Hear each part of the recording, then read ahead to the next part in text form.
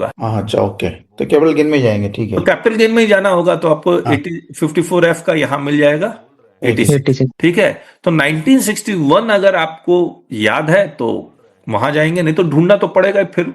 अगर याद नहीं होगा तो ढूंढना पड़ेगा, और याद करना जरूरी है। नहीं तो हम लोग जब बाद में लिटिगेशन का डिस्कशन करने लगेंगे और सीधे हम लोग 91 में ये लिखा हुआ है, 97 में ये लिखा हुआ है, 101 में ये लिखा हुआ है, शेड्यूल 2 में ये लिखा हुआ है, तो आपको कंफ्यूजन। तुरंत वहां पर पहुंचना होगा। करेक्ट है ना? Yes sir. जी अब सर। देखिए, special provisions for computation of income. इस इनकम को कंप्यूट करने के लिए स्पेशल प्रोविजंस जैसे transfer pricing, general anti avoidance rule, ये सारे रूल आपको यहां अप्लाई करने पड़ेंगे पीजीबीपी में खासकर।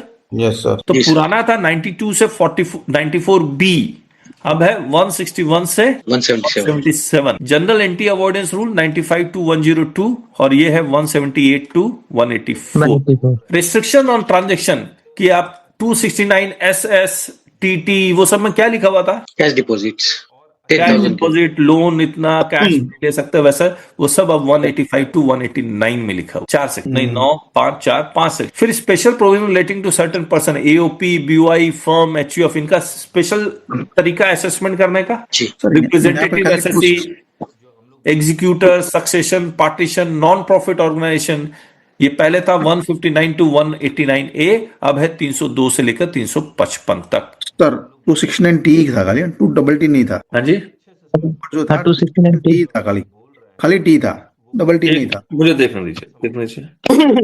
Mode of repayment of special bearer bond 1991, T तक है ये। ऑब्वियसली स्पेशल बियरर बॉन्ड 1991 है, तो ये सेक्शन ऑपरेटिव नहीं है, लेकिन सेक्शन है।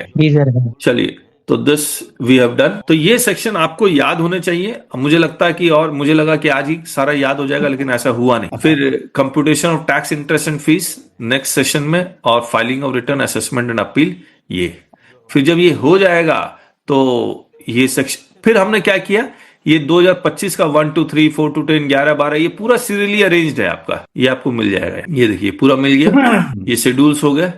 इसके बाद हम आपको 1961 का कंपैरिजन 2025 से, 2025 का कंपैरिजन